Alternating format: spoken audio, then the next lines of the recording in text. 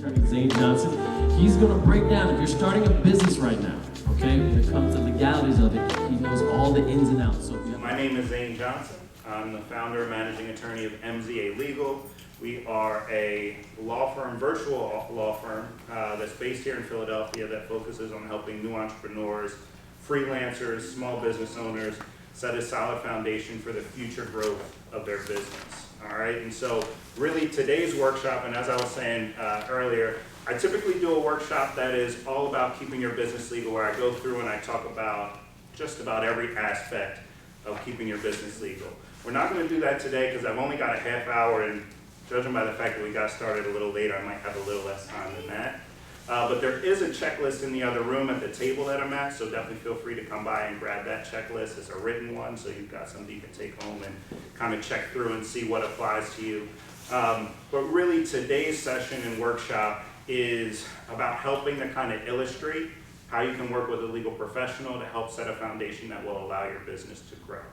Because I think a lot of times when people think about working with a lawyer, it's when it comes to suing someone or when it comes to being sued, basically when everything is getting ready to go up in smoke, right? And so I kind of want to shift that thinking so that we think about how a legal professional can actually help put us in a position where our business can grow. All right, so I was asking a couple questions before we had some more folks step in. I'm not going to kind of go around the room individually, but I do want to get a sense of kind of who we have in the room. So I'm going to ask a few questions. And so, first of all, just by a show of hands, how many of us in here are parents? I know we got at least a couple parents in here. A lot of parents, all right, a lot of parents. How many of you, let's see, how many of you are from North Philadelphia or live in North Philadelphia currently? All right, all right. How many of you brush your teeth this morning?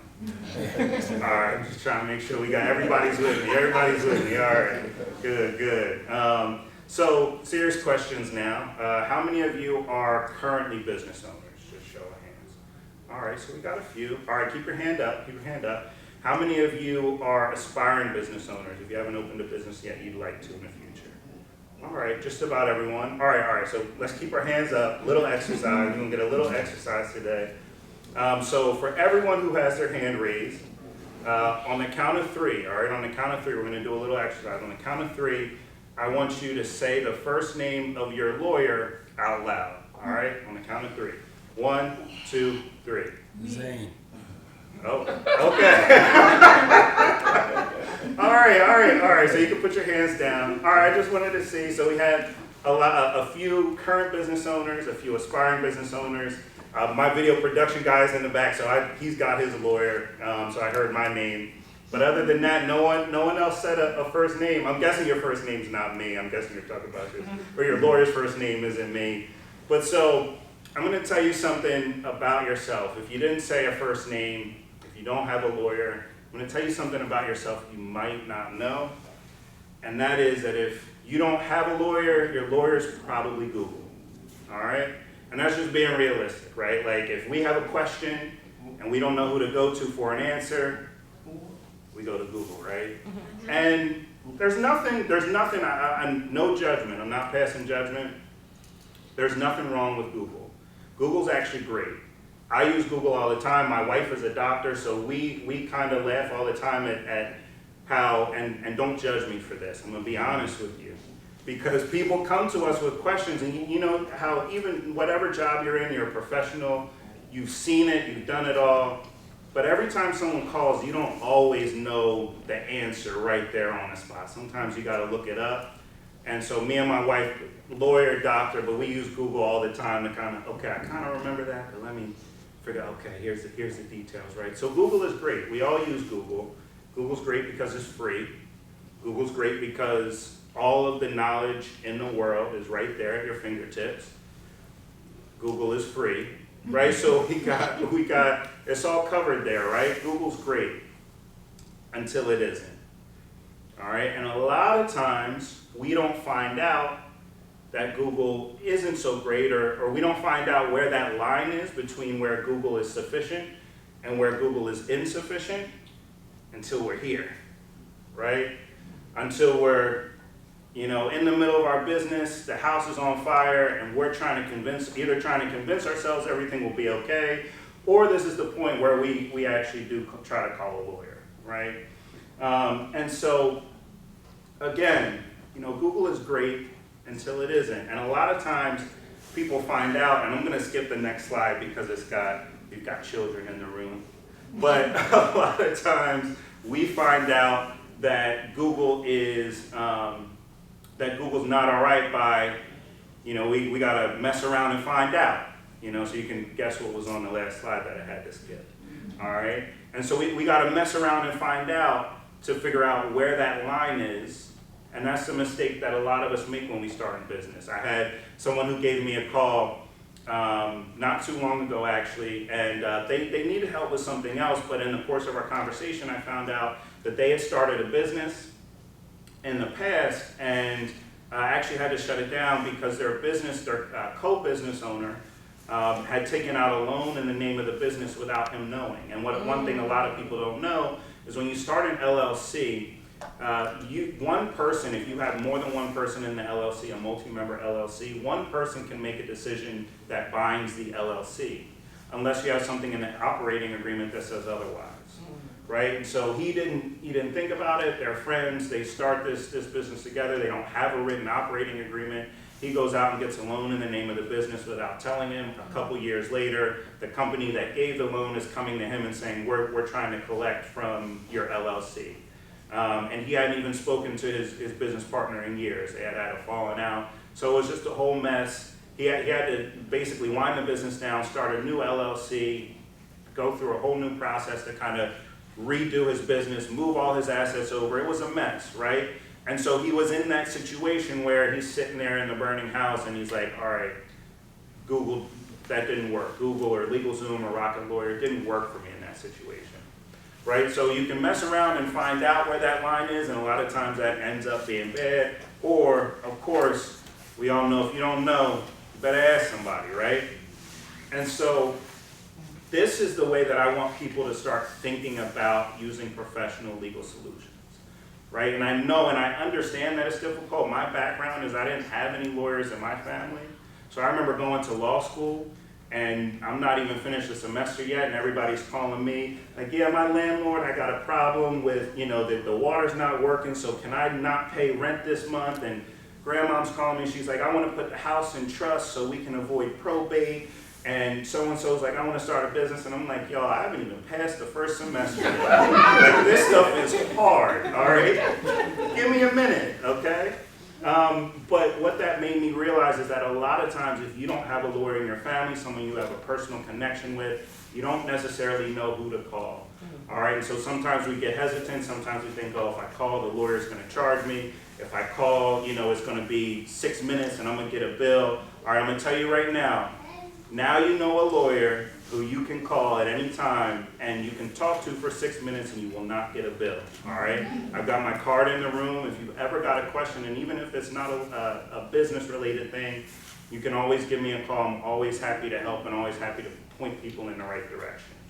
But back to what we're getting to is that I want people to start thinking about professional legal solutions as a way to help your business grow, as setting a strong foundation for your business so that as you encounter new opportunities, you're ready to take on those opportunities without having to say, hold up, you're saying in order to pay me to do X, Y, and Z, I need to have an LLC. All right, well, hold that contract. Let me get the LLC set up, and now you're waiting on the state, and the state's got a backlog, and they got 3 weeks, and this person's sitting here, and that contract might be gone, right? So, again, I want to tell a quick story that kind of illustrates what this looks like in practice, because I had a client recently.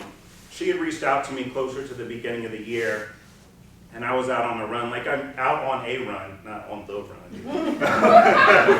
Your lawyer was on a run, you got a problem. So I was out for a run, and I run a virtual law firm, like I said, so it's based here in Philadelphia, but I actually live down in Maryland. Long story, if I ever get a chance to talk to you one-on-one, happy to tell you about it. But I was going for a run down in DC, down by the monuments, if you've ever been down there. It's a beautiful place to run. And I got interrupted by a phone call. And 50% of the time that phone call is going to be spam.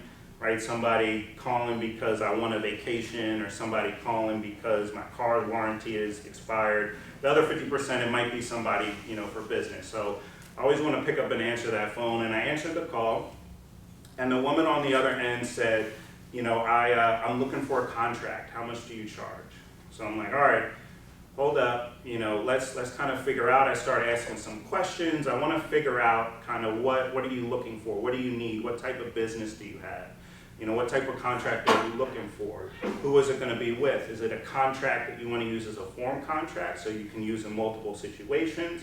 Or is it a one-time thing with, say, a business partner, right? So I'm asking these questions, and I'm getting a lot of kind of short, quick responses, almost as if she doesn't necessarily appreciate the questions that I'm asking. So I'm not sure whether or not, it's going to be a good fit, or, I mentioned, when it comes to drafting a contract, I start at $1,500. I have some other options in terms of, contract templates. She assured me she was looking for a custom contract, but I just wasn't really sure if she was really interested in the services, because it was just such a short conversation. And so I said, all right, well, I'm going to send you a link. I'm going to text you a link. You can schedule a consultation on your own, because I want to be able to talk to you some more, figure out what you actually need and how we draft a contract that really fits your needs moving forward. So to my surprise, a couple days later, she scheduled a consultation. And I was even more surprised during the consultation at how open she was about the issues that she was facing in her business. Turns out that she's a professional in her industry. She's runs a service-based business, and is really good at what she does, right? And good to the point where she had so many clients that she couldn't take them all on. So she started hiring other people to be able to take on the workload that she couldn't manage, which of course that's the smart way to do it, right? If I can't take on all of it, I might as well turn it into an agency sort of thing, where I can have people come in and service my clients, and be able to still bring in revenue and make income from that. But even though she was basically realizing the goals and dreams that she had, like it was coming to fruition, everything that she had hoped for, everything that she was trying to build, she wasn't happy with it, because she felt very, very overwhelmed with everything that was kind of going on. And there were two things primarily that had her feeling overwhelmed. Number one was the issue that her contractors were stealing her clients. So that the contractors would realize and the clients would realize, well, we have a middle person who's kind of connecting us, but we can cut that person out, and I can pay you directly, and then I save a little bit of money, you make a little bit more money, and we're good to go, right? So that was problem number one. Problem number two is that she had been hearing from other folks in her industry and profession, well, it's dangerous to kind of hire people as independent contractors, which it can be, because if they're really supposed to be employees, you can owe back taxes, you can have penalties, fines, etc. And so you're running yourself potentially into issues if you're not doing it a certain way. And the person had told her, other things as well, some of which was true, some of which wasn't, right? And that's the type of information that we tend to get through the grapevine. Like my mother-in-law always talks about the one uncle in their family who has one fact and 1,000 opinions, and that's what we tend to get. And so, she was just feeling very overwhelmed, and it was really a shame, because she was really being consumed by her own success. Everything that she had tried to create, everything that she wanted to bring into fruition was happening, but she couldn't enjoy it because she felt like there are these other things that are potentially plaguing my business and potentially putting me in a bad situation. And so, I totally understood it, because when you're in business, especially when you're in business for yourself and you're a solopreneur, you don't have partners, you don't have investors who are kind of bankrolling things and bringing a lot of things in. You're trying to figure a lot of it out on your own. A lot of times that growth comes with frustration, right? That growth comes with a feeling of being overwhelmed by things that are coming at you that you weren't necessarily prepared for when you got started. And she reached out to me at the perfect time, because, well, not the perfect time, right? It's almost like the best time to start was yesterday, but the second best time to start is today. And so because she couldn't turn back the clock, the perfect time for her to reach out to me was when she did.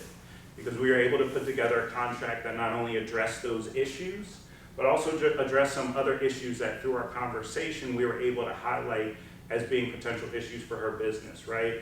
And so, you know, I'm always concerned when I talk to people, particularly about drafting contracts, about the price, right? Because a couple $1,000s for a piece of paper seems like a lot. But what my real concern is having people to really understand the value in that piece of paper in terms of the confidence that it gives you as a business person to be able to walk into a room and say, here's what I'm offering, here's what it comes with. If you need extra, here's what I'm going to charge. If you ask for a refund, here's what's going to happen. If we need to cancel, here's what's going to happen, right? And I'm sure I know we have a couple business owners in here, but that feeling when a customer asks you for something that's unexpected and you haven't addressed it up front, that sort of season up, you know what I'm talking about, right? That feeling you get when you haven't prepared for it, and that contract puts you in a position where no matter what kind of pops up, you're ready for it, right? And so that's one example with contracts, but there's so much, whether it's choosing the right business entity, whether it's protecting your intellectual property, such as trademarks or copyrights, or even just understanding. One of the other things that I was able to kind of advise her on a little bit was thinking through how you put together systems that actually help you to kind of manage this contract, right? And so, you know, I'm giving pretty vague details about the situation because I don't want to, you know, kind of give away any information that would allow someone to find out who that client is, protect that client confidentiality. But it was a great example of coming to a lawyer and having that lawyer set that foundation for your potential growth. And whether it's me or another attorney, I always tell people when you're looking for the right attorney, it's about finding the right attorney for you. So I know I'm not the right attorney for everyone, right? Like I got jeans and Vans on. Like some people don't want to see their attorney show up in the office like that. And that's cool. Some people say, you know, hey, I'm not comfortable working with an attorney virtually. That's fine too. But I know that there are folks out here who need attorneys or who need professional legal solutions.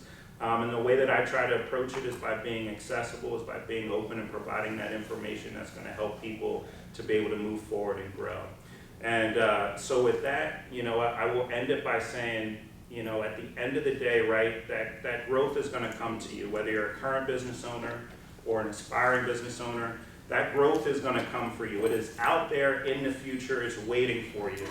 And what I want everyone in here to understand is that in order for you to be ready to take on that growth, you've got to have professionals on your team, folks on your team, whether it's mentors, coaches, an accountant, a lawyer. Have that team around you who fill in those gaps so you don't have to mess around and find out.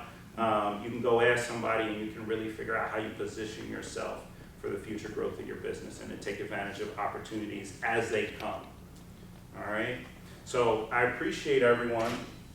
And I'll leave some time for, like, that's the end of my presentation, but I'll leave some time for question and answer. We should allocate those funds for building the business. I wasn't opposed to bringing the lawyer when we could afford it. Yeah.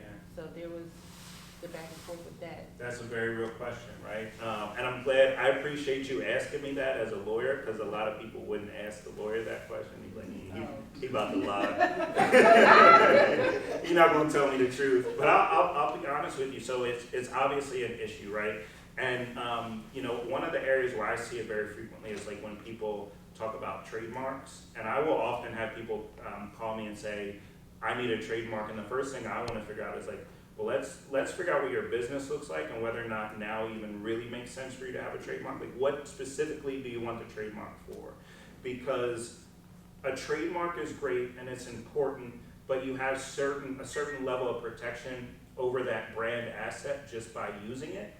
And so if there isn't, I always look at it like if you are a solopreneur and you don't already have a lawyer who you're working with, you're just calling the lawyer to kind of set up a trademark. There might be some other things where putting your money to in terms of growing your business might be a higher priority than getting this official federal trademark. Unless there's someone out there where you're afraid that, you know, someone might be using, stealing, or your trademark might be at risk, right? So you wouldn't want to have to start all over. So that's one of those situations where I frequently see people encounter something like that, where I'm actually like, look, this, you know, $3,500 that you're about to spend on me, it might be as useful for you to spend it on advertising or whatever the case may be. But in short, in terms of strategies that you can use to kind of manage the price of working with a lawyer, number one is always reach out and call around and kind of see, talk to a few people and kind of see how they price, how they charge, what sort of pricing they use. I think it's always a good idea, you know, a lot of times lawyers like to charge by the hour.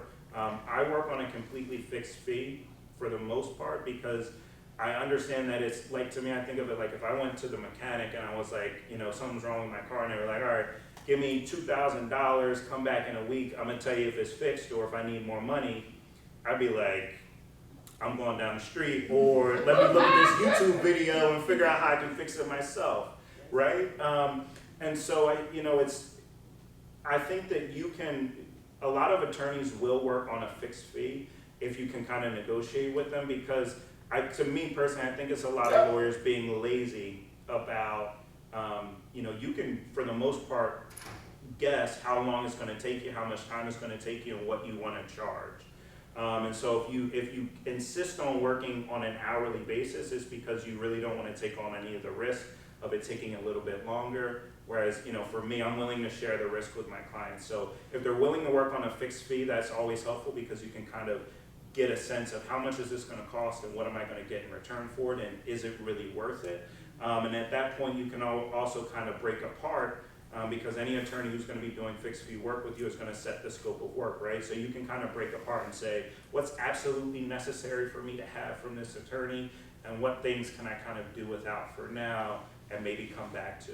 But I always think it's the most important part is starting the conversation. And so I think one of the most valuable things that you can do, whether it's with me or any other attorney, is sit down and have a consultation, because they're really going to help you kind of sift through the issues and figure out what's the highest priority here, and then how do I kind of create a plan moving forward to where maybe if I'm not ready to do this now, I know when it's going to be, the next best time for me to kind of address it.